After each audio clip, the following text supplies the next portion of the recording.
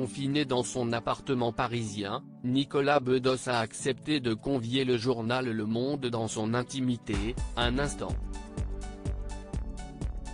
Le comédien a expliqué comment la pandémie de coronavirus a impacté sa famille et plus particulièrement sa sœur. Victoria Bedos a donné naissance le 11 novembre 2019 à son premier enfant, une petite fille Zelda. Un chamboulement dans la vie de la jeune femme de 35 ans à l'époque et son compagnon Romain Battisti.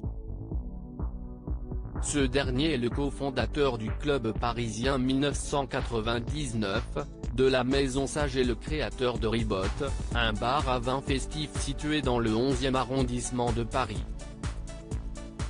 Dans un entretien accordé au Monde, il raconte que Victoria Bedos et Romain Battisti traversent une période particulièrement difficile en raison de la conjoncture économique chamboulée par la Covid-19.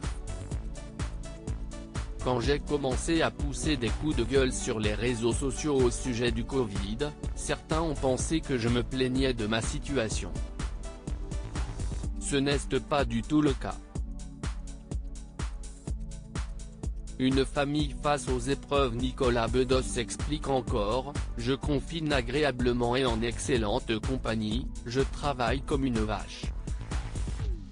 Je ne parle pas de moi. Je parle des autres, de tous ceux qui souffrent, de ma mère qui a perdu l'homme de sa vie et qui est enfermée dans l'appartement du fantôme de son mari, de ma sœur avec son bébé d'1 an dont le papa est patron de bistrot et qui est en train de tout perdre. Cet été, le clan Bedos a dû affronter l'épreuve du deuil avec le décès de Guy Bedos. Le comédien décédé à l'âge de 85 ans, laissant derrière lui ses enfants Victoria et Nicolas.